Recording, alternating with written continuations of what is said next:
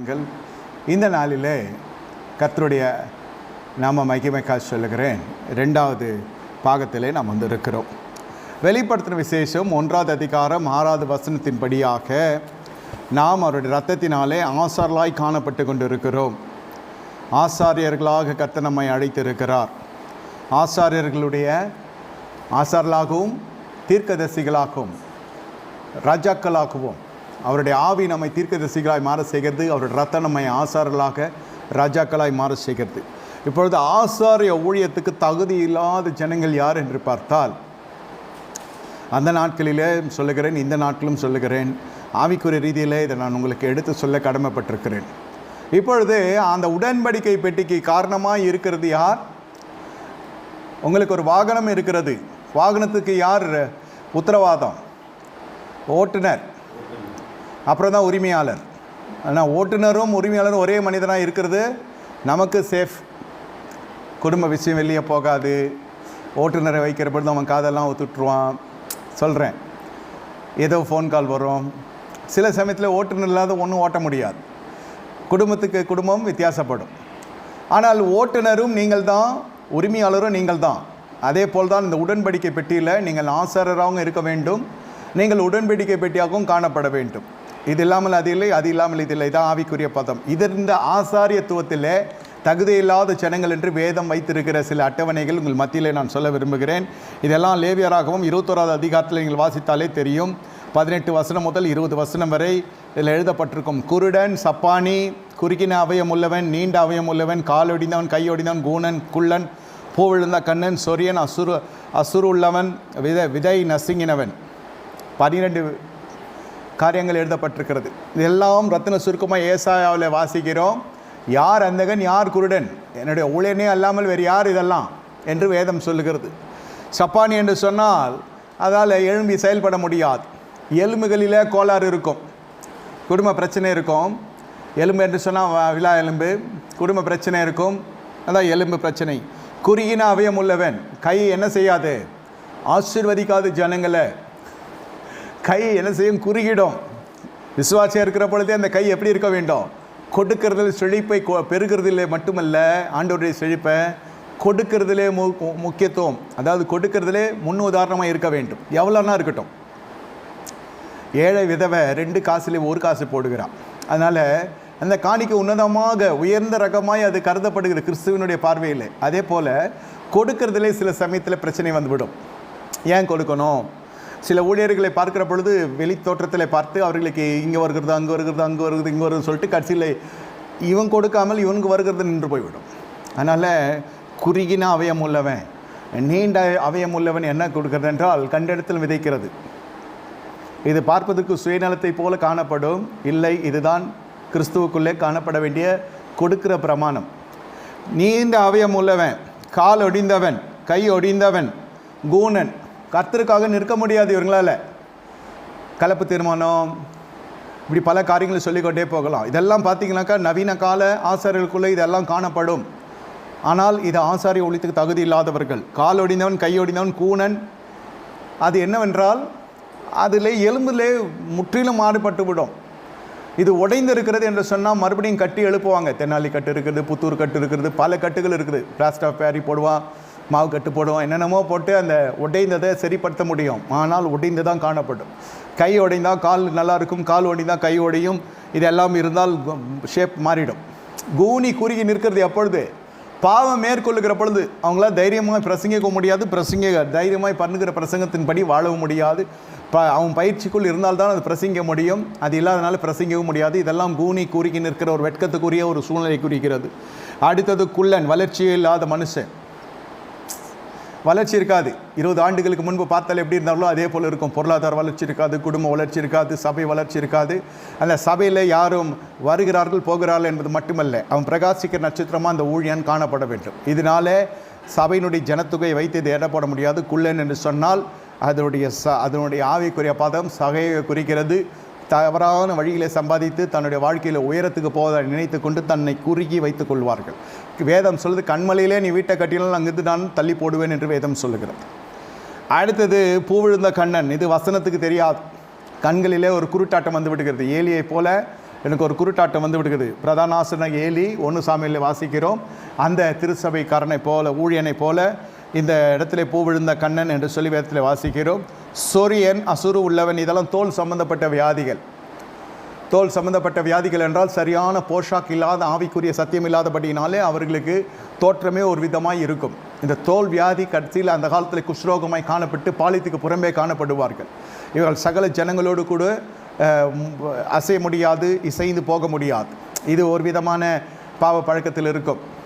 இதுக்கு போதுமான சரக்கு இல்லை, போதுமான ஊட்டச்சத்து இல்லை. இதெல்லாம் காரணமும் என்னவென்றால் விதை நசுக்கினவன், ஆன்ம குறைச்சல். விதை நசுக்கினன் என்றால் அவனுடைய பாலினமே ஒரு வித்தியாசமாக இருக்கும். சிங்கத்தை போல கர்ஜிக்க வேண்டிய மனுஷன் நீதிமான் சிங்கத்தை போல் இருப்பார்கள். ஒரு தோற்றத்துக்குரிய கம்பீரமாக இருக்கும். அவன் ஏழையாக இருக்கட்டும், பணக்காரனாக இருக்கட்டும், படித்தவனாக இருக்கட்டும், கல்லாதவனாக இருக்கட்டும், பலிபீடம் அவனை பதப்படுத்தி விடும். பரிசுத்த தேவ சமூகம் அவனை சரிப்படுத்தி விடும், சீர்படுத்தி விடும், ஸ்திரப்படுத்தி விடும். எதுவுமே பண்ண முடியாது. ஆக மொத்தம் இதெல்லாம் கூட்டி கழித்து பார்க்கிற பொழுது இதெல்லாம் எதிலே குறிக்கிறது என்று கேட்டால், இந்த ஜனங்களுக்கு போதுமான வேத வசனம் இல்லை. இந்த ஆவிக்குரிய உள்ளான மனுஷன் பலவீனப்படுகிறான் என்று சொன்னால் அவனுக்கு போதுமான ஊட்டச்சத்து இல்லை. இதெல்லாம் விட்டமின் டிஃபிஷியன்சி டாக்டருங்க சொல்லுவாங்க. கண்ணுக்கு விட்டமின் டிஃபிஷியன்சி கும்மையாக இருக்குது, கண்ணு தெரில, இதை சாப்பிடு, அதை சாப்பிடு, அதை சாப்பிடு. விட்டமின் டிஃபிஷியன்சி இருந்தால் அதுக்கேற்ற புரத சத்து, அதுக்கேற்ற ஊட்டச்சத்து கொடுக்கணும். அப்போ இதெல்லாம் சரியாயிடும். ஆனால் இது எல்லாம் ஆசீர்வாதத்துக்கு தகுதி இல்லாத வைக்கல் என்று சொல்வதற்கான காரணம் நான் சுருக்கமாக சொல்லுகிறேன். இந்த ஒவ்வொரு ஊனத்தை குறித்து லேவியராகமம் 21வது அதிகாரம் 18வது வசனம் முதல் கொண்டு 20வது வசனம் வரை பார்த்தால் இது அத்தனையும் எழுதப்பட்டிருக்கும். என்னை கேட்டுக்கொண்டிருக்க தேவனுடைய ஜனமே, ஏன் என்று நான் சொல்லுகிறேன் என்று சொன்னால், ஆசாரியன் ஜனத்தை ஆசரிக்கிறவனாய் காணப்பட வேண்டும். பிரதான ஆசாரியனுடைய முக்கிய ஊழியங்கள் என்னவென்று கேட்டால், இதுதான் கையெல்லாம் விளங்கலை, கால் விளங்கலை, இது எழும்பி நிற்கிறதே கஷ்டமாக இருக்கிறது. நான் சொல்ல கிறிஸ்துக்குள்ளே உள்ளான மனுஷனை சொல்லி கொண்டிருக்கிறேன். ஊனமுற்றவர்கள் ஊழியம் செய்யக்கூடாது என்று பழைய ஏற்பாடு சொல்லப்படுதல் நிழலாட்டு எதுவென்று கேட்டால், உள்ளான மனுஷன் நசல் கொண்டவனாக இருக்கிறான், போதுமான வேத சத்தியம் கிடையாது. அதனால் சில சமயத்தில் அதனால் எழும முடியாது. நான் முன்மாதிரியாக இருந்தால் தான் சபை உருப்படும், இல்லாவிட்டால் சபை சிதறப்படும். மேய்ப்பின் இடத்துல உத்தரவாதத்தை கர்த்தர் பூமியிலே கேட்க ஆரம்பிப்பார். அதிலே தெரிந்து கொள்ளலாம் இது எப்படிப்பட்ட சாமியா, இது ஆசாமியா என்று தெரிந்து கொள்ளலாம். ஆமாம், இது பூமியில் இந்த சாட்சி வெளியே வந்துடும். ஆதாம் பாவம் செய்த பொழுது ஒரு மனுஷனே இல்லை. யாராவது இருந்தமான்னு கேட்டால் இல்லை. சமீபத்தில் ஊழியத்துக்கு வந்தவங்க கூட ஆதாமுடைய காரியத்தை குறித்து பேசுவோம். பழத்தை தின்னா அந்த அம்மா கொடுத்துச்சு, ஒரு களவு, ஒரு குற்றவியல் சம்பவம் நடைபெற்றிருக்கிறது ஏதேன் தோட்டத்தில். எத்தனாயிரம் வருடத்துக்கு முன்னாடி இன்றோரை பேசிக்கொண்டிருக்கிறோம். அதுபோல் இது ஜீவியம் சுத்த மனசாட்சியோடு காணப்படுகிற பொழுது கர்த்தர் அதை கனப்படுத்துவார். பரிசுத்தமாய் வாழ்கிறவர்களுக்கு ஒரு பிரியம். திருவிருந்து என்பதனால் மட்டும் சொல்லவில்லை, இது உடன்படிக்கை பெட்டியை சுமக்கிற ஆசாரியர் நீங்கள். அதான் சொல்லுகிறேன், வாகனம் ஓட்டுநர் நீங்களே, உரிமையாளர் நீங்கள். இது நேற்று பார்த்தோம், நீங்கள் தான் உடன்படிக்கை பெட்டி. இன்று கர்த்தருடைய ஆவியானவர் உங்களை ஆசாரியத்துவத்துக்குள்ளே கர்த்தர் நடத்துகிறார். பேதுருவில் வாசிக்கிற இல்லையா, இப்போ பாடணும் இல்லையா, ராஜரிக ஆசாரிய கூட்டமாய், பரிசுத்த ஜாதியாய், தெரிந்து கொள்ளப்பட்ட சந்ததியாய், தேவனின் சொந்த ஜனமாக பாடினோம் இல்லையா ஆராதனையில். இது அனைத்தும் கிறிஸ்துவின் ரத்தம் நம்ம புது சிஷ்யமாறு செய்கிறது. அங்கவீனம் என்று சொன்னால் உள்ளான மனுஷன் அவ்வளோவாய் சேதப்பட்டு போய் கொண்டிருக்கிறான். என்னை கேட்டுக்கொண்டிருக்க தேவனுடைய ஜனமே, அவன் ஜீவிக்க வேண்டிய பணிகள் எல்லாம் நீங்கள் பார்க்கிற பொழுது அவனுடைய வாழ்க்கையில் ஆசாரியன் தலப்பாகையை கூடாரத்தில் இருக்கும்போது எடுக்கக்கூடாது. லேவியராகும் 10:6, எபேசியர் 6:17. ஆசாரியன் தன் வஸ்திரங்களை கீழே விடக்கூடாது. இதுவும் லேவியராகும் 10 நீங்கள் வாசிக்கலாம். ஆசாரியன் தன் வஸ்திரங்களை அழுக்காக கரைப்படுத்தக்கூடாது. இதெல்லாம் நீங்கள் எரேமியாவில் வாசிக்கலாம், சகரியாவில் வாசிக்கலாம். ஆசாரியன் கூடாரத்தை விட்டு புறப்பட்டு போகக்கூடாது. எல்லாவற்றுக்கும் மேலாக லேவியராகவும் 10:9-10 வாசிக்கிறோம், ஆசாரியன் ராட்சரசும் மதுவும் குடிக்கக்கூடாது. ஆசாரியன் புலிப்புல்ல அதை புசிக்கக்கூடாது. ஆசாரியன் விதவையோ, தள்ளப்பட்டோலையோ, வேசியோ, கற்பு குழந்தையோ விவாகம் பண்ணக்கூடாது. இஸ்ரவேலில் ஒரு கன்னிகை விவாகம் பண்ண வேண்டும். லேவியராகமம் 21:7. இது ஓரளவுக்கு இதை நான் உங்களுக்கு சொல்லிக் கொடுக்குறேன். இதெல்லாம் வேத வசனத்தின் அடிப்படையில். ஏன்னா ஆசாரியன் என்றால் அவனுக்கு மது குடிக்கக்கூடாது. இந்த ஒயினு குடித்தேன், அப்புறம் ஸ்வைன் மாதிரியான அதில் போதை கம்மி, டானிக்கில் ஆல்கஹால் இருக்குது, அப்போ குடிக்கிறமே, இந்த விதடாவாதெல்லாம் இருக்கக்கூடாது. சாகரனுக்கு சாராயத்தை கூடுன்னு வேதம் சொல்லுது. அரளிப்பால் கூட தான் இருக்குது, வேதம் ஒன்றுமே சொல்ல, அரைச்சி குடிக்க வேண்டியது தானே. சொல்கிறேன், எவ்வளோ பூச்சி மருந்துங்கள்லாம் இருக்குது, வேதம் சொல்லவே இல்லை குடிக்காதேன்னு, குடிக்க வேண்டியது தானே. இல்லை தற்கொலைக்கு தூண்டுறதா நினைக்க வேணாம், இதெல்லாம் கேட்டு கூட திருந்தாத ஜென்மம்.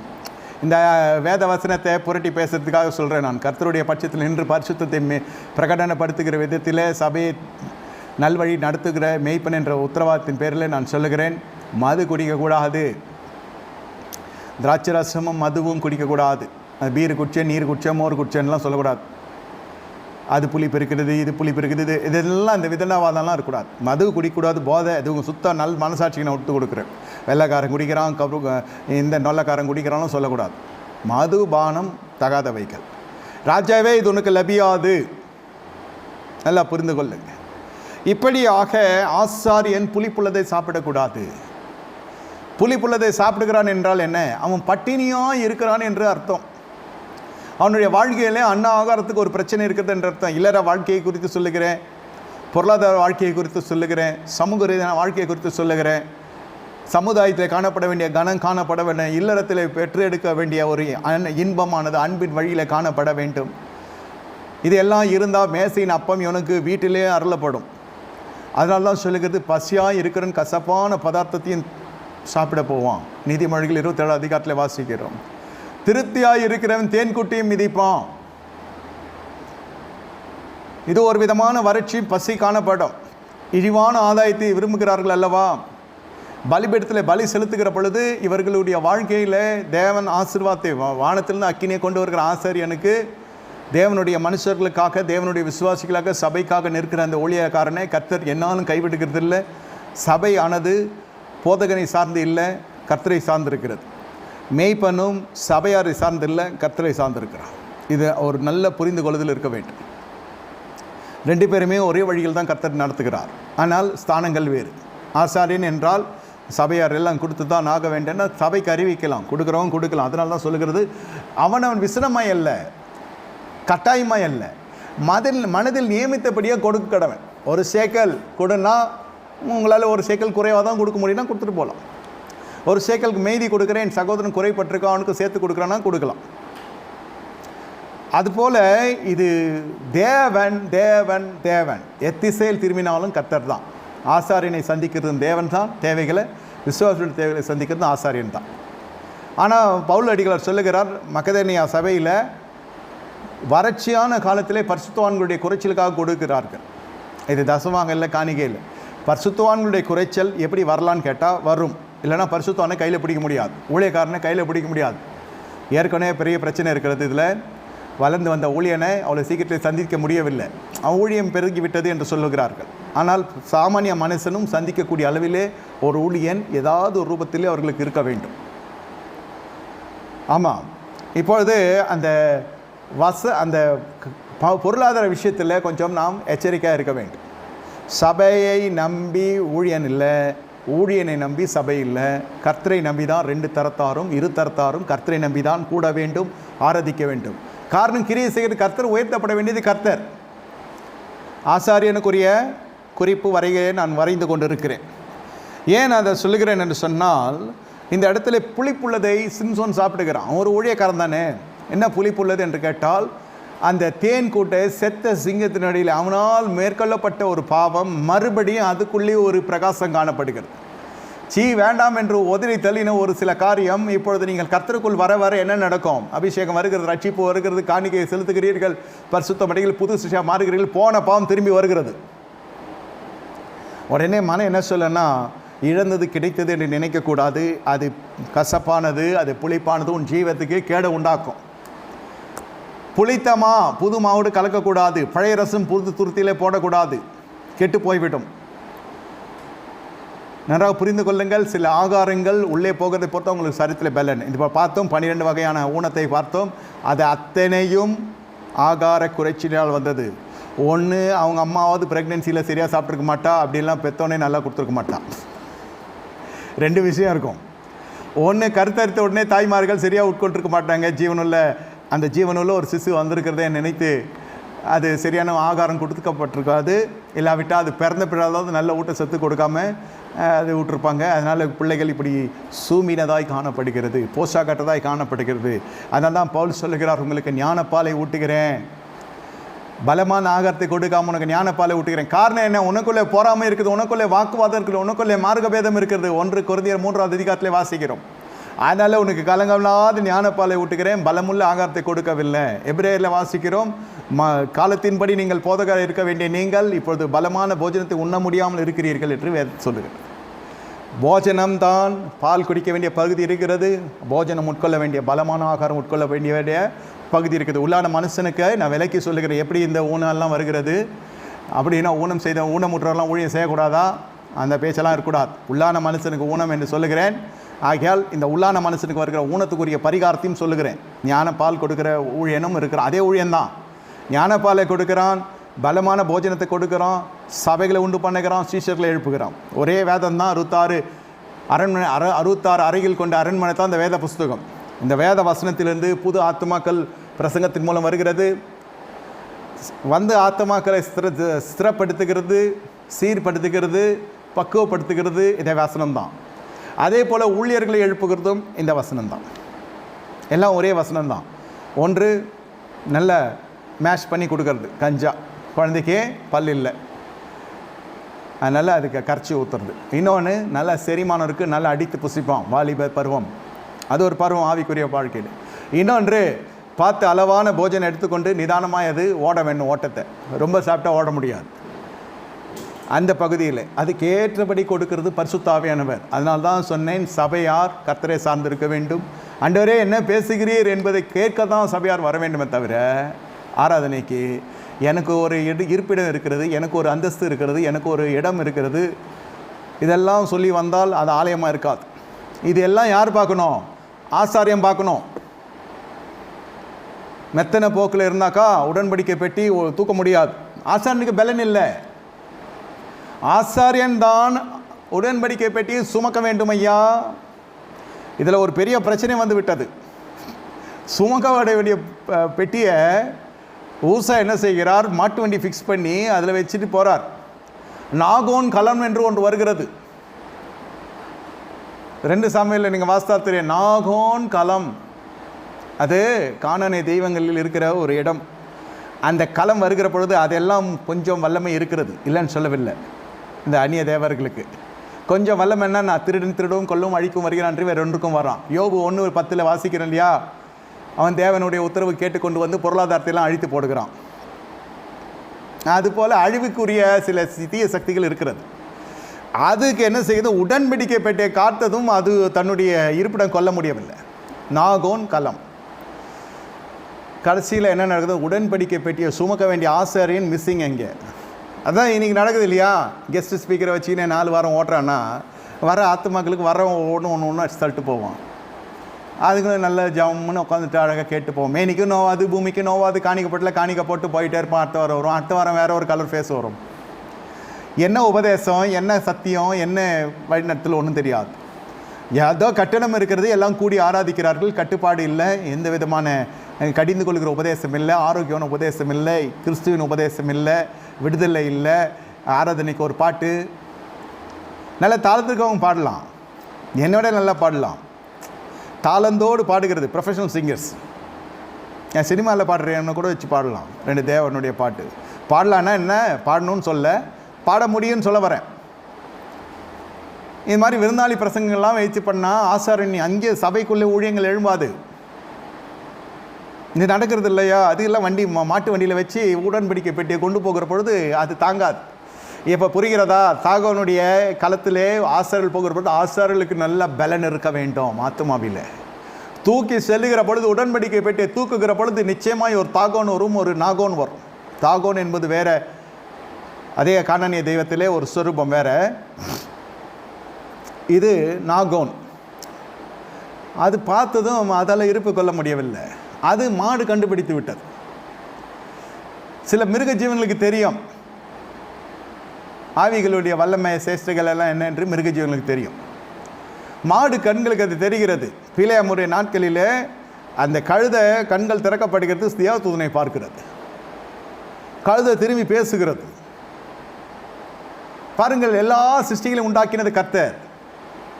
அவைகளெல்லாம் கர்த்தருக்கு கீழ்ப்படுகிறது. மனுஷன்தான் கொஞ்சம் கஷ்டம். மனுஷனுக்கு அந்த கீழ்ப்படியாமை பெரும் பகுதியாய் வாழ்க்கையில் காணப்படுகிறது. அதனால கீழ்ப்படிதல் குறைவாகி விடுகிறது. மாடு மிரள ஆரம்பிக்கிறது, அப்படியே ஆட்டம் கொடுக்கிறது வண்டி. அதை உழப்போகிறது என்று சொல்லி நல்ல எண்ணத்தில் ஊசா போய் கை வைத்து பிடிக்கிறார். கர்த்தர் அடித்தார், அங்கே செத்தான்.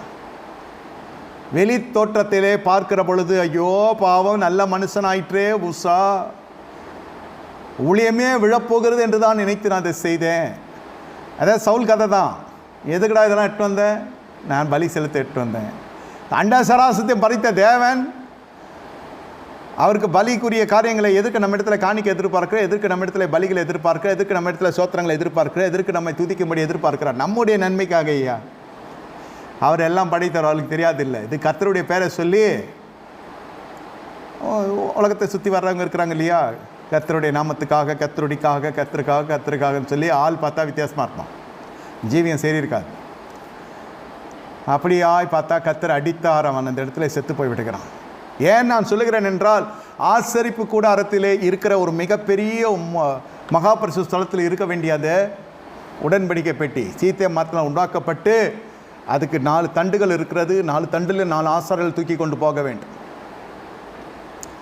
இங்கே பார்த்தா மாத்திரம் வெளில வச்சு இல்லை சொகுசாக கொண்டு போறிய, அதான் நவீன கால ஊழியங்கள் என்று நிறைய பார்க்கலாம். நீங்கள் இந்த ஆசாரியன்னா இவ்வளோ திறமை இல்லை, இவ்வளோ விஷயங்கள் இருக்கிறது. அவன் உள்ள நல்ல உள்ளான மனுஷன் நல்ல விதமாக அவன் போஷாக்கினால் நிறைந்திருக்க வேண்டும். அந்த போஷாக்கினா என்ன? தேவனுடைய வசனம். வசனத்தினால் பலன் கொண்டு இருந்தால் தான் அந்த ஆசாரியன் தூக்க முடியும். முதல்ல உடன்படிக்கை பெட்டியை தூக்க வேண்டும், அந்த பலன் இருக்க வேண்டும். வாக்கு தத்தத்தை பெறுகிறீர்களே, தீர்க்க தரிசனத்தை பெறுகிறீர்களே, ஏன் நிறைவேறுகிறதில்லை என்று அநேகர் கேட்பார்கள். அது என்னவென்று கேட்டால், உள்ளே உங்களுக்கு நல்ல பலன் இருக்க வேண்டும். இந்த வசனம் வருகிற போது உங்களை சோதிக்கிறது, புடமிடுகிறது, பக்குவப்படுத்துகிறது, சீர்படுத்துகிறது, சிட்சிக்கிறது, வடிவமைக்கிறது. வசனம் ஒரு புறம் இருக்கும், வாழ்க்கை இன்னொரு புறம் இருக்கும். தேவன் சொன்னால் செய்து முடிப்பார் என்றதெல்லாம் எடுத்துக்கொள்ள முடியாது. உன்னுடைய வாழ்க்கை அந்த அளவுக்கு வசனத்தோடு கூட இணைந்து காணப்பட்ட அந்த வசனம் தான் உங்களை மறுரூபப்படுத்துகிறது. முதல்ல இருந்ததை போல இப்பொழுது இல்லை பாருங்கள் உங்களுடைய ஆத்மா. ஏன்? வசனம் உள்ளே கிரியை செய்து கொண்டது. Operation had already taken place. It is an operation. The word is in operation now. வசனம் கிரியை செய்து கொண்டே இருக்கிறது. நீ பூரணாகி கொண்டே வருகிறாய். இது பார்த்தா இந்த உடன்படிக்கை பெட்டி என்ன செய்கிறது? தொட போய் கர்த்தருக்கு தெரியும் தம்முடைய உடன்படிக்கை எப்படி காத்துக்கொள்ள வேண்டும் என்று. சரி, இப்படி உடன்படிக்கை பெட்டி எப்படி இழந்து போனார்கள்? இதுவும் ஆசாரியன் செய்த ஒரு பிழை தான். ஏலி என்ற ஆசாரியன், அதுக்கு முன்னாடி நீங்கள் பார்த்தீங்கன்னாக்கா, இது யாத்ரியாம புஸ்தகத்தில் வாசிக்கிறோம் 25வது அதிகாரத்தில் 10வது வசனத்தில், சீத்தி மரத்தினாலே ஒரு பெட்டியை உண்டாக்கி அதில் கற்பலைகளை வையுங்க, அதில் மண்ணை வையுங்க, ஆரோட துரித்த கோல் வையுங்க. இதை 3 குறித்து நேற்று பார்த்தோம் சனிக்கிழமையில். முதல் பாகத்தில் இங்கே பாருங்கள், உடன்படிக்கை பெட்டி. இது இந்த உடன்படிக்கை பெட்டி என்ன செய்யப்படுகிறது? அவ்வளோ பரிசுத்தமாய் காக்கப்படுகிறது. யோசுவாவை நாட்களில் இந்த உடன்படிக்கை பெட்டியாலேயே ஆசீர்வாதம் உள்ளே வருகிறது. செங்கடல் பிளக்கப்படுவதற்கு முன்பு ஒரு பஸ்கா ஆசரிக்கப்படுகிறது. செங்கடல் 2ஆக பிளக்கிறது. தேவ ஜனங்கள் உள்ளே பிரவேசிக்கிறார்கள். பஸ்கா எடுத்தவர்கள் மட்டும்தான் இது உள்ளே பிரவேசிக்க முடியும் என்பதை போல பின்னே வந்துகிற பார்வோனுடைய சேனைகள் எல்லாம் அந்த செங்கடலில் அழித்து போடப்பட்டது. காரணம் என்ன? பஸ்கா எடுக்கலை, பஸ்கா ஆசரிக்கலை. பஸ்கா ஆசரிப்பதற்கு இப்பொழுது எடுத்ததை போல் இல்லை. முதல்ல கீழ்ப்படிதல் என்ன? அதான் வரவும் போகிறவங்களுக்கு திருவிருந்து கொடுக்கக்கூடாதுன்னு நான் பிரகடனப்படுத்துகிறேன், ஊர்ஜிதப்படுத்துகிறேன். இதனால் அந்த ஜனங்கள் வராமல் போனாலும் பிரச்சனை இல்லை. ரத்தத்திற்கும் சரீரத்துக்கும் நான் காட்டுகிற கனம்தான் சபையை கட்டி எழுப்பே தவிர மனுஷனுடைய முகசுதிக்கு காட்ட முடியாது. எனக்கு நட்புகள், ஆழமான ஒரு உதவி செய்த விசுவாசிகள் கூட இருக்கலாம். ஆனால் இந்த தலைமைத்துவத்தின் கீழ் ஞானஸ்தானம் எடுத்தவர்களுக்கு மட்டும்தான் இங்கு திருவிருந்து அருளப்படும். ஏன்னா அதுதான் மந்தைக்குறைய வருகிற ஆடு, அதுதான் மனம் திரும்பி எடுக்கிற ஞானஸ்தானம். அதில் பல கோட்பாடுகள், சபை உபதேசங்கள், உபவாசங்கள், நியமனங்கள், இதுக்கு பல கட்டுப்பாடுகள் எல்லாம் சேர்ந்தது தான் இந்த திருவிருந்து. இது ரசனா கலக்கி வச்சுட்டு தண்ணீர் மோர் பந்தல் வைக்கிற மாதிரிலாம் வைக்க முடியாது. வரவெல்லாம் மொண்டு குடிச்சிட்டு போகணும். சில பேர் சொல்கிறா அதுக்கும் ஒரு தகுதி வேணும். யாருக்குமே தகுதி இல்லை, கிறிஸ்துவின் ரத்தம் தான் கொடுக்குறப்பே தகுதி ஆகிடும் நம்ம. சரி, சில பேர் அப்படி சொன்னால் அது அவனுடைய ஊழியம். ஆனால் இங்கே அதெல்லாம் பலிக்காது, செல்லாது. நான் இருக்கிற வரை இப்படி தான் இருக்கும், நான் போன பிறகும் இப்படி தான் நடக்கணும். இல்லை ஏன் சொல்கிறேன்னாக்கா அடுத்தடுத்து சந்ததிகள் அதை அப்படியே கடைப்பிடிக்கணும். அப்படிதான் மோசே சொல்லிட்டு போனார். அப்படியே யோசு அப்படியே கடைப்பிடித்தார். அதனால் என்ன நடக்கிறது, இந்த ஆசரிப்பு கூடாரத்தில் இந்த யோசு என்ன செய்கிறார், இந்த உடன்படிக்கை பெட்டியை ஆசாரியர்கள் தான் தூக்க வேண்டும். அந்த ஆசாரியர்கள் இப்படியெல்லாம் இருக்க வேண்டும். லேவியராமத்தில் எழுதப்பட்டிருக்கு. லேவியராமம் உபாகமம் அதன் கழித்து தான் உங்களுக்கு யோசுவா வருகிறது. யோசுவா வந்த உடனே பதவி ஏற்ற உடனே பயம் வருகிறது. கர்த்தருடைய வார்த்தை சொல்லுகிறது, நான் மோசையோடு இருந்தது இப்போ நான் உன்னோடு இருப்பேன். கர்த்தர் பேச ஆரம்பிக்கிறார். ஜனங்கள் நம்ப ஆரம்பிக்கிறாங்க, விசுவாசிக்க ஆரம்பிக்கிறாங்க. இவர் அடுத்த சந்ததியாருக்கு இவர் தலைவராக எழுப்பப்படுகிறார், வழி நடத்துகிறவராக எழுப்பப்படுகிறார் யோசுவா ஐயா. இப்படியாக போய் கொண்டிருக்கிற பொழுது யோசுவாவுடைய ஞானத்தை கர்த்தர் தொட்டார். இந்த உடன்படிக்கை பெட்டி எவனும் தொடக்கூடாது, பரிசுத்தமாக இருக்கு இல்லையா. திருவிருந்து எல்லாருக்கும் கொடுக்க முடியாது, பஸ்காவை எல்லாருக்கும் தர முடியாது. சொன்ன நியமனத்தின்படி வீட்டுக்கு ஒரு ஆட்டை செலுத்தினால்தான், இல்லாதவன் அவனோடு போய் சேர்ந்து கொள். பகைமை உடைகிறது. நான் பெரியவன் நீ பெரியவனெல்லாம் இல்லை, அதை சாம்பலாக்க வேண்டும். ரத்தம் உன்னுடைய வீட்டின் மீது தெளிக்கப்பட வேண்டும், அப்பொழுது வீடு காக்கப்படும். ரத்தத்தின் அனுபவம் இருந்தால்தான், இயேசுக்கு ஆட்டுக்குட்டியான ரத்தத்தின் அனுபவம் இருந்தால்தான் உனக்கு அற்புதம் நடைபெறும். செங்கடலை கலக்க முடியும். சத்தியம் இது. அந்த ரத்தத்தின் அனுபவம் வருகிற பொழுது சர்வ சாமானியமான மனுஷன் அந்த பஸ்காவை ஆசிக்கிற பொழுது ரத்தம் அவன் கரத்தில் படுகிறது. ஆட்டுக்குட்டன் ரத்தம் இப்பொழுதும் பரிசுத்தம் அடைகிறான். அப்படியே இப்பொழுது ஆசாரியன் அதே மனுஷன்தான், ஆசாரனாய் கர்த்தர் அழைக்கிறார். அந்த கூட்டத்தை சொல்ல அதிலிருந்து ஆசாரியர்கள் உருவாக்கப்படுகிறார்கள். அந்த காலத்தில் அந்த ஆசாரியன் பலி செலுத்துகிறான், பாவ நிவர்த்தி பலி செலுத்துகிறான். அப்பொழுது என்ன நடக்கிறது, அவன் கரத்தில் மறுபடியும் ரத்தம் படுகிறது. ஆட்டுக்குட்டியான ரத்தம் இல்லாமல் நீங்கள் எதையுமே பரிசுத்த ஆசரிப்பு கூடத்துக்குள்ளே செய்ய முடியாது.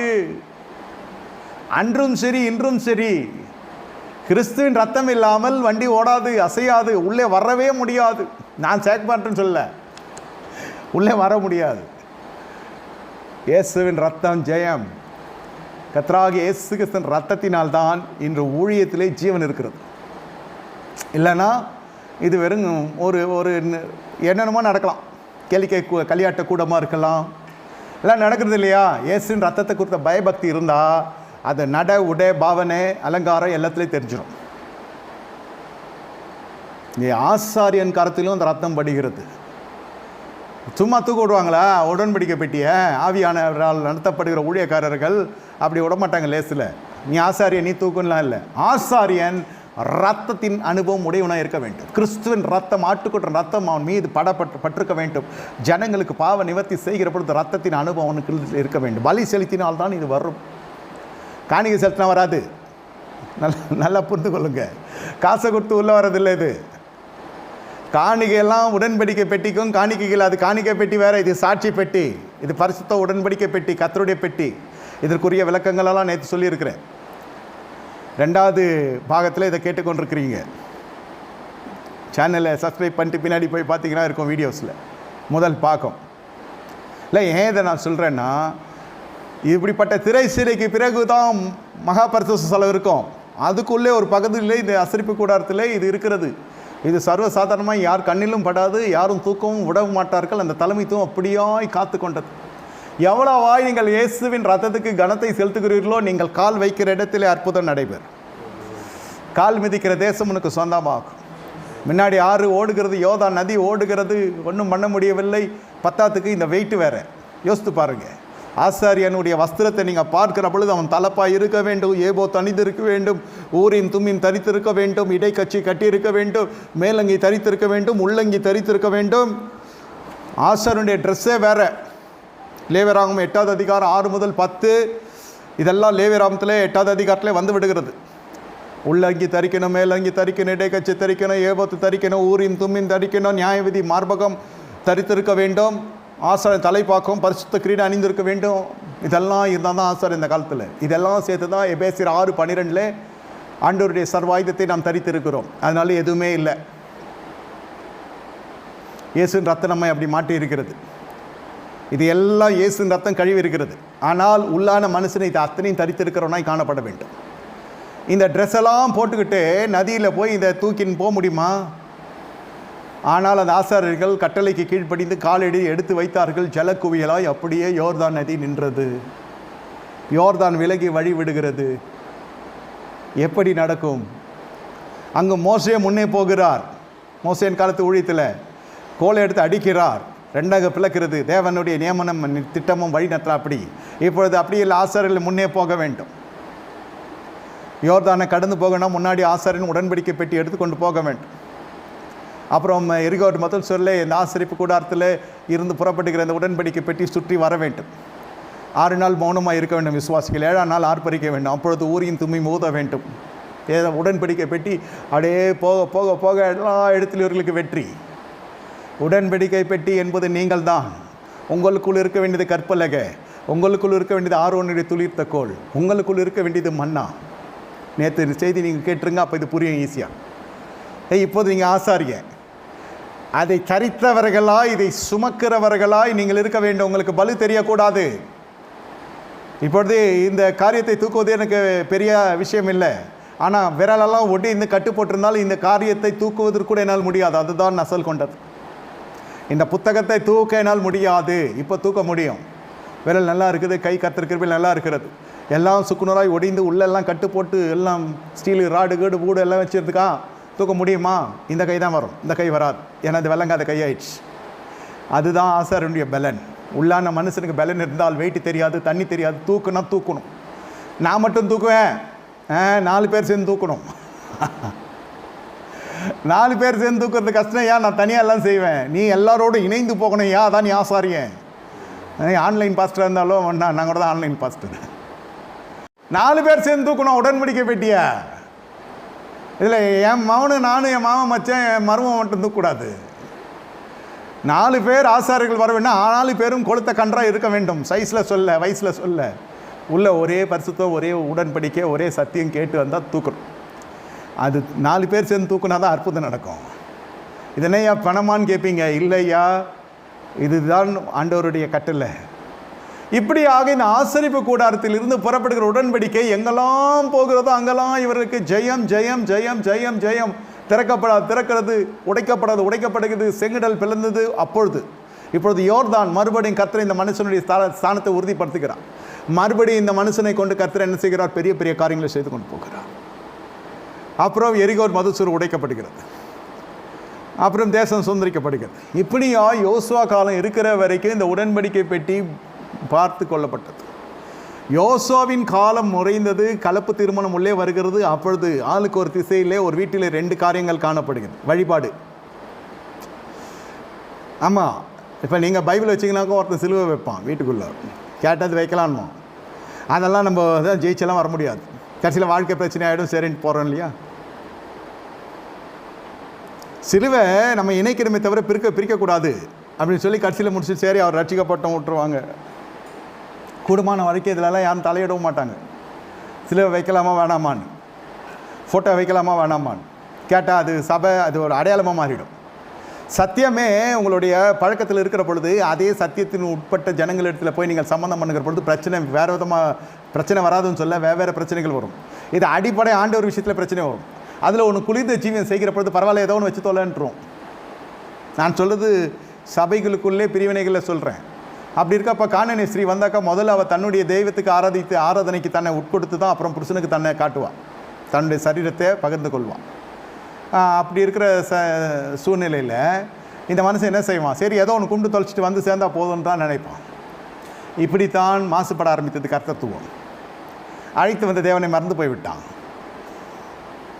இதில் விதிவிலக்கா என்னன்னு கேட்டால் மோசேனுடைய பேரன்களும் அதே பகுதியில் செய்கிறாங்க. இந்த பக்கம் சொரூபம் இருக்குது, இந்த பக்கம் யெகோவா தேவனுடைய பிரமாணங்கள் இருக்குது.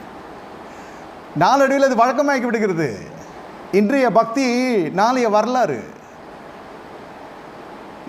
அன்றைய சாட்சி, உங்கள் தலைமுறையில் நடந்த சாட்சி அடுத்த சந்ததிக்கு அது பெரிய வரலாறு.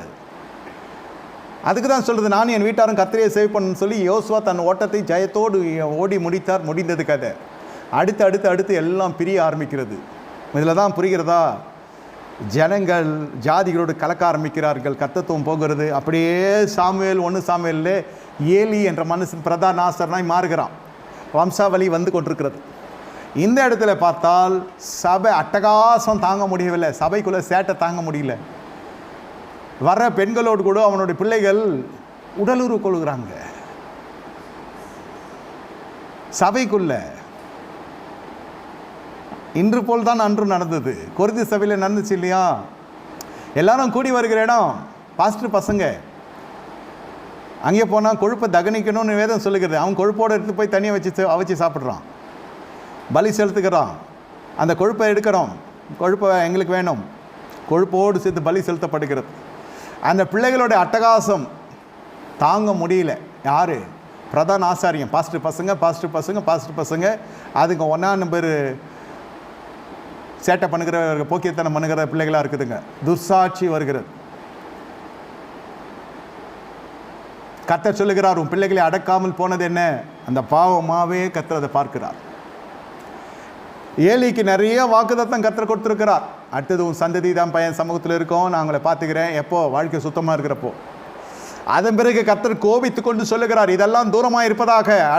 அடுத்த சந்ததியை சமூகத்தில் இருக்குன்னு சொன்னால் தூரமாக இருப்பதாக. அவன் பலிபிடத்தில் இல்லை, கீழே சரியில்லை. அவன் பிரகாரத்தில் வருகிற பெண்களோடு கூட உடலுறவு கொள்ளுகிறான். இத்தனைக்கும் அது வாரம் கூடுற சபையில், வருஷத்துக்கு ஒரு முறை கூடுற சபை. ஒருவேளை டேட்டாலாம் பார்த்துன்னு வீட்டுக்கு போகிறானோ இல்லை ஃபோன் பண்ணுறானோ என்னமோ பண்ணான். ஆனால் இது நடந்திருக்கு. வருஷத்துக்கு ஒரு முறை கூடுற சபையிலே இவ்வளோ அட்டகாசம் பண்ணுறானே. வாரம் கூடினா என்ன இருக்கும்? எத்தனை குடும்பம் நாசமாக இருக்கும்? இதுதான் கர்த்தருடைய பாடியில் கோபம் பற்றி எறிகிறது. விபச்சாரம் எந்த இடத்தில் இருக்கிறதோ அந்த இடத்துல தேவன் அசைவாட மாட்டார், தேவன் விலகி விடுவார். ஏலி, எப்பா தம்பிகளா, உங்களெல்லாம் மகன்களே, உங்களை பற்றி கேள்விப்படுகிறது என்ன? இப்படியெல்லாம் செய்கிறீர்களே, அப்படி கன்சாடையா பார்த்து நடந்துக்கங்கப்பா, ஜாக்கிரதை. கல்யாணம் ஆகிடுது, பாஸ்டர் பசங்களுக்கு சீக்கிரம் கல்யாணம் ஆகிடுது. இது கல்யாணம் ஆனதுக்கப்புறமும் சேட்டை. இது மாதிரிலாம் இருக்குன்னு தான் சீக்கிரம் கல்யாணம் வச்சுருக்கான் அந்த மனுஷன். தாங்கலை, அதுக்கு சேட்டை அடங்கலை. ஆசிரியப்பு கூடாரத்து வர பெண்களோட விளையாடுறது பெரிய குழப்பமாயிடுச்சு சபையில்.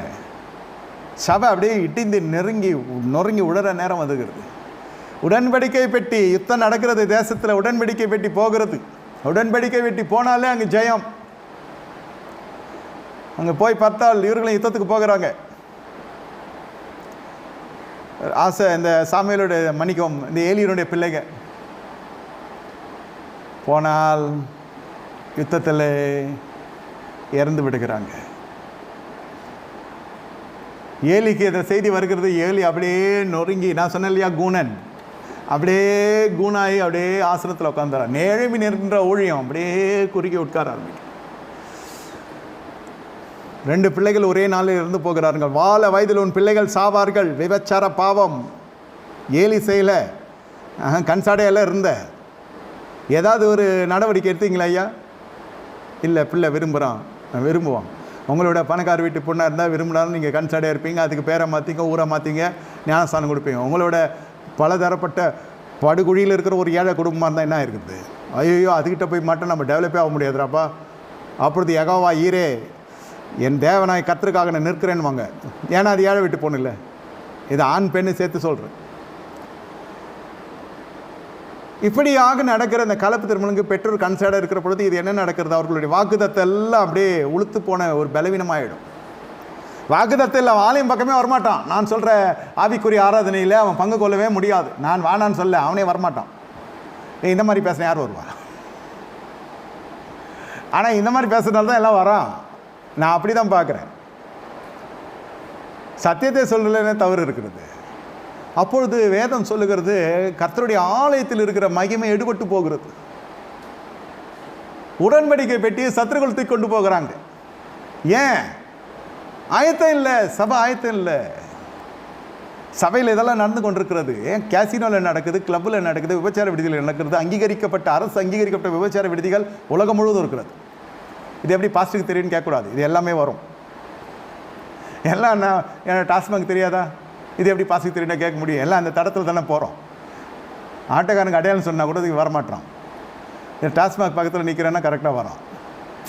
இது அப்படி இருக்குல்ல உலகம். இது எப்படி அவனுக்கு தெரியும்னா எதோ வெட்ட வெளிச்சமாக இருக்குது எல்லாம். அதனால் இதெல்லாம் கேளிக்கை கூத்துக்கள்லாம் நிறைஞ்ச களியாட்டுகள் கூடாரங்கள்லாம் இருக்குது. அதை விட்டுட்டு எல்லாம் சபையில் நடக்கிறது. அத்தனை களியாட்டங்களும் இப்போது சபையில் நடக்கிறது. இப்படியெல்லாம் இருந்தால் ஆராதனை ஜிங் ஜாங்குன்னு தான் இருக்கும். இந்த மாதிரி ஆக்டிவிட்டீஸ்லாம் இருந்தால் ஆராதனை வந்து என்ன சொல்கிறது, அடுத்தது எப்படி இருக்கும்? இறங்கி தான் உள்ள ஜோடிகளோட ஜோடி ஆடலையே தவிர மற்ற எல்லாம் நடக்குது. ஆராதனை ரோதனை ஆயிடுச்சு. ஆராதனை கிட்டத்தட்ட அவன் ஆராதனையில் எல்லாம் நடந்துச்சு. இப்போ வேறு மாதிரி போய் கொண்டிருக்காரு. ஒரு கூட்ட ஜனங்கள் போய் கொண்டு தான் இருப்பாங்க. எப்படி ஜனங்களும் போகிறாங்கன்னா அவன் இச்சைக்குரியவன் போகிறான், கடைசியில் எச்சை வர வேண்டியது தான். முடிஞ்சது கதை. மகிமை ஆசரிப்பு கூடத்தை விட்டு எடுபட்டு போய்விட்டது. இக்கப்போ தேவனுடைய மகிமை எடுபட்டது. இங்கே அவன் பெண் ஜாதிகளாம் பிரசவிக்கிற நேரம் தகப்பன் இறந்துட்டான். தேவனுடைய மகிமை எடுபட்டது. இக்காபோத் என்று உனக்கு பேர் எடுக்கிறேன். व्यसனத்தோடு அந்த பிள்ளை பெற்றெடுக்கிறான். அது மட்டும் இல்லாமல் இந்த ஏலியனுடைய வீட்டு மீது சாபம் வந்து விடுகிறது. உன் வீட்டில் கிழவன் கூட ஆசாரி வேலை செய்கிறது, கிழவன் கூட இருப்பதில்லை. உன்னுடைய கடைசியில் அப்படியே அவனோ ஒருத்த மீதானா அவனாவது அப்பத்துக்காக வந்து ஆசாரிய வேலை செய்வான். அதான் இழிவான ஆதாயத்துக்கு ஊழியம் செய்கிறாங்க இல்லையா. இதெல்லாம் வந்து ஏலியனுடைய காலத்திலிருந்து ஆரம்பிக்கப்பட்டது. வேறு தொழில் தெரில, அரசியல் தான், வேறு எதுவும் தெரியாது இல்லையா. அதுபோல் ஊழியம்தான். என்ன ஊழியம்? ஏதோ ஒன்று கொடுத்து விடுங்க, ஏன்னா வரையா இது எல்லாம் ஜிங்குன்னு மாட்டின் காலமும் ஸ்டைல் எல்லாம் பார்த்தீங்கன்னா அப்படி பெரிய தீர்க்கதரிசி மாதிரி போவோம். அங்கே ஒன்றும் இல்லை. அந்த காணிக்கை கொடுக்கலாம் அப்போ தெரியும் இவன் சுய ரூபம் என்னன்னு தெரியும். சொன்னது கொடுக்கணுமா இல்லையா? ஏன்னா ஆட்டக்காரன் நீ, கூலிக்காரன் நீ, ஊழியக்காரன் இல்லையா. கூலியால் வேலையால் கூலிக்கு பார்த்துனா இருக்கிறான். நீ வேலைக்காரனா ஊழியக்காரனா? போகிற இடத்துலலாம் காணிக்கை கொடுக்கணுன்ற அவசியம் இல்லை. அது சொல்கிறேன். அது அவனுடைய நிலைமை இருக்கும், அவனுடைய சூழ்நிலை இருக்கும், சில அவனுடைய மனநிலையும் இருக்கும். கொடுக்காம தான் விட்டு பார்ப்போம் என்ன பண்ணுறான் பார்க்கலான்னு. இவன் பிடிச்சிடுவான் சட்டையை, எங்கடா கொடுக்கல நீ. இது கூலியால் இல்லையா? நான் கூலியால் வேலையால் கூலிக்கு பார்த்துனா இருக்கிறான். அப்போ நீ கூலிக்கார ஊழியம் தான் செய்கிற. இதெல்லாம் ஆசிரியர்னு தெரிந்து கொள்ள வேண்டிய விஷயம். இதெல்லாம் இதுக்குள்ளெல்லாம் போச்சுனாக்கா ஒரு பக்கம் இப்படி இறங்கிடும். ஆசிரியப்பு கூடாரத்துலேருந்து வருகிற அந்த பட்டி ஏன் டான்ஸ் ஆடுது, மேடையில் ஏன் அந்த டான்ஸ் எல்லாம் ஆடுறாங்க? இறங்குது, உனக்கு இறங்குது ஐயா, இறங்குது. தாவீதை போல நடனம் ஆடிட்டு வசனம் சொல்லுகிறது. அந்த நடனம் நடு ரோட்டில் ஆடினா, இருந்தாலும் பலிபீடத்தில் ஆடினா. இது வந்தெல்லாம் அக்கினி வருகிற இடம், தேவனுடைய வார்த்தை வருகிற இடம். இங்கெல்லாம் இந்த சேட்டெல்லாம் வச்சுக்கொள்ளக்கூடாது. இந்த உடன்படிக்கை பெட்டி ஜெயத்தை கொண்டு வருகிறது. அது கடைசியில் சத்துருக்கள் இடத்துல போகிறது. அப்பொழுது தாகோனுடைய அப்புறம் என்ன பண்ணுகிறான், அவங்க கொண்டு போய் தாகோன் என்ற ஒரு கானானிய தெய்வம் இருக்கிறது, அதனோட கோயிலை கொண்டு போய் அமைச்சிடுறான். அங்கே போய் பார்த்தால் அந்த தாகோனுடைய சிலை குப்புற விழுகிறது. தலை தனியாக வால் தனியாக போயிடுது. முதல்ல விழுகிறது, நிமித்தி வைக்கிறாங்க. அந்த உடன்படிக்கை பெட்டி உள்ளே இருக்கிறது, மறுபடியும் விழுகிறது. 2-3 துண்டாக போகிறது. அவன் பார்த்தா இதில் ஏதோ வல்லமை இருக்கிறது, இது நமக்கு வேணாம் ஏன்னு சொல்லி அமிச்சு கடைசியில் தான் இந்த ஊசை அடி வாங்குறார். அதன் பிறகு சவுலுடைய காலத்தில் இந்த ஆசரிப்பு இந்த உடன்படிக்கை பெட்டியை தேடினதாக வேதம் பதியவில்லை, தேடல. தாவீது இதை தேடி கண்டுபிடித்து அப்போ தான் இது நடனம் ஆடிக்கொண்டு வருகிறார். உடன்படிக்கை பெட்டியினுடைய அருமை தெரிந்து, ஐயா இந்த தேவனாய் கர்த்தாவே, யாருக்குமே கிடைக்காத ஒரு பாக்கியத்தை எனக்கு கிடைத்திரு அப்படிலாம் சொல்லி நடுரோட்டில் தான் இந்த தாவீது நடனமாடின்னு வர்றார். நம்ம டான்ஸ்லாம் வச்சுக்குவானா, அவர் நடனமாடின்னு வர்றாருன்னா நம்ம கூட பாடுறப்போ ஒரு வீடியோ அசையுது. அந்த மாதிரி ஒரு நடனமோ இல்லை நல்லாவே நடனம் ஆடினாரோ நான் பார்க்கல. இது நடு வீதியில் நண்டு வருகிறது. இஸ்ரவேல் பெண்கள் பார்க்குறாங்க. அது தாவீது எது பண்ணாலும் ஒரு குரூப் இருக்கும், ஃபேன்ஸ் அவருக்கு. இந்த பெண்களாலே பிரச்சனை அவருக்கு. ஒன்றும் இல்லாதப்பவே தாவீது கொண்டு வந்து 10,000 சொல்லி அவனுக்கு அப்பயே ஸ்பாட் வச்சிட்டாளுங்க இந்த பொம்பளைங்க. அதில் ஆரம்பித்தது தான் சவுலுக்கு அவனுக்கும் மிகப்பெரிய பகையாகி கடைசியில் சவுலுடைய ஒரே 2வது குமார்த்தி தேரப் என்ற பெண் தான் கட்டணும். ஆக்சுவலாக இது மில்கால் ஆசைப்பட்டுச்சு, இருந்துச்சின்னு சொல்லி கல்யாணம் வச்சாங்க. இது கடைசியில் தகப்பனுக்கு தான் மகளாக இருந்துச்சு தவிர இது தாவீதோடைய இனங்கள் இது எந்த விஷயத்துலையுமே. இப்போ பார்த்தா பால்கனிலேருந்து அந்த அம்மா பார்க்குது, ராசா வீட்டு பொண்ணு. இது சாதாரண பெண்களுக்கு முன்னாடி டான்ஸ் ஆன் வர்ற கெக்க பக்கன்னு சிரிக்கிற அந்த பொம்பளைங்க எது இருக்குன்னு கேட்குறாங்க இல்லையா. அந்த மாதிரி இதில் போட்டு சாடி தள்ளிடுச்சு அந்த அம்மா. இது என்ன உடன்படிக்கை பெட்டியை மறந்துடுச்சு. அது தாவீது அந்த ஸ்திரீகளுக்கு முன்னாடி டான்ஸ் ஆடினு வரையே இஸ்ரேலின் ராஜாவே அந்த அம்மா, ஏன்னா அவங்க ராஜ்யபாரத்தில் தானே இவர் வந்திருக்கிறாரு. இஸ்ரேலின் ராஜாவே ஆடு மேய்ச்சந்தான் ஏன் நீ அப்படின்றதுக்காக நக்கலா இஸ்ரேலின் ராஜாவே, அது சிட்டிசன் சொல்லலாம். இஸ்ரேலின் ராஜாவே, மனைவி என்ன சொல்லணும், அன்பே ஆர்வீரேன்னு எதனாலும் சொல்லியிருக்கலாமே தவிர இஸ்ரேலின் ராஜாவேனா குத்தி காட்டுது அந்த அம்மா.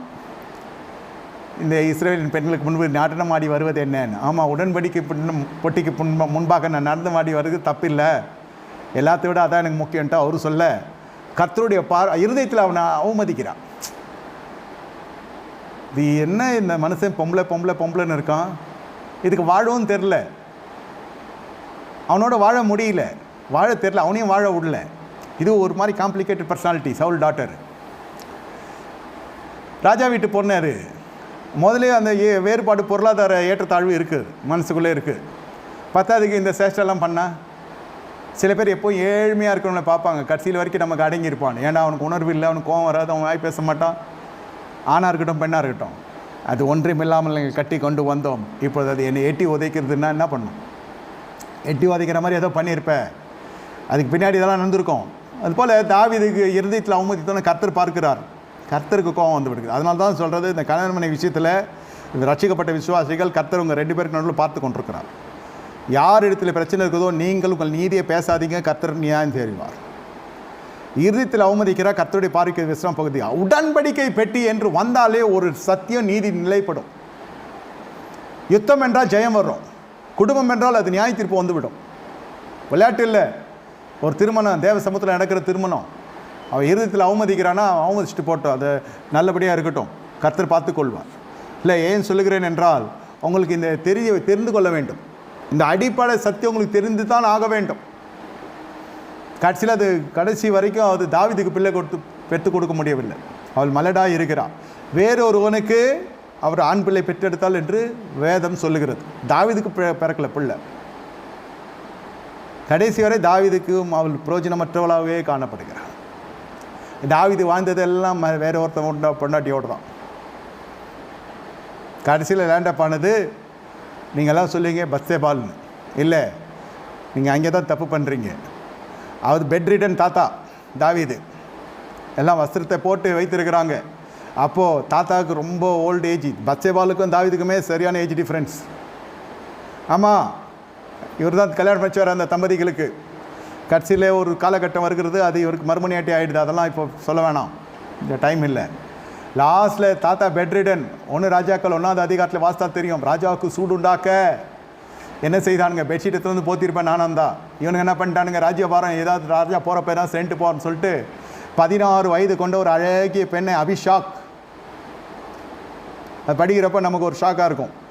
16 வயது எங்கே, இது பேத்தி வயசு, இது தாத்தா பெட் ரிடன்னு மேலே போத்தி வச்சுருக்காங்க, இதுக்கு சூடு உண்டாக்க அபிஷேக்கை கொண்டு வருகிறான். கொண்டு வந்து கல்யாணம் வச்சுடுறாங்க தாத்தாக்கு. தாவீது ராஜா இல்லை, இப்போ தாவீது தாத்தா ஆகிட்டார், பேரம்பேத்தி எடுத்து இல்லை, முதிர் வயது, அவர் விருதாப்பி அடைந்தார், சரீரத்தில் பலன் இல்லை, ஏஞ்சி நிற்க துப்பு இல்லை, தெம்பு இல்லை. இதுக்கு 16 வயசு ஒரு பூம்பாவை கேட்குது. ராஜா, ஏடா பாவிங்க இப்படி பண்ணிங்கலாம் சொல்ல. ராஜா அப்படியே ஓகே, எல்லாம் பார்த்து சிம்பிளாக பண்ணுங்கப்பா, விடுப்பா, நான் என்னமோ அவன் ஆசைப்படுறான், கல்யாணம் பண்ணிக்கிறேன், எல்லாம் நீங்களாம் சொல்கிறீங்கன்னு, சரிப்பா ஏதோ சிம்பிளாக பண்ணுங்க, விடுங்க. தெரியல நம்ம கண்டிஷன் சொல்லிட்டீங்களா? ராஜா அது கடைசி வரைக்கும் பாருங்கள் தாவீது சரின்ட்டு கண்ணை மூணுன்னு அவர் பையன் கேட்குறான். மகன்களில் ஒருத்தன் வந்து கேட்குறான், அபிஷேக் என்னை கல்யாணம் பண்ணி கொடுங்க. அட படுபாவி, அது அம்மாடா உனக்கு.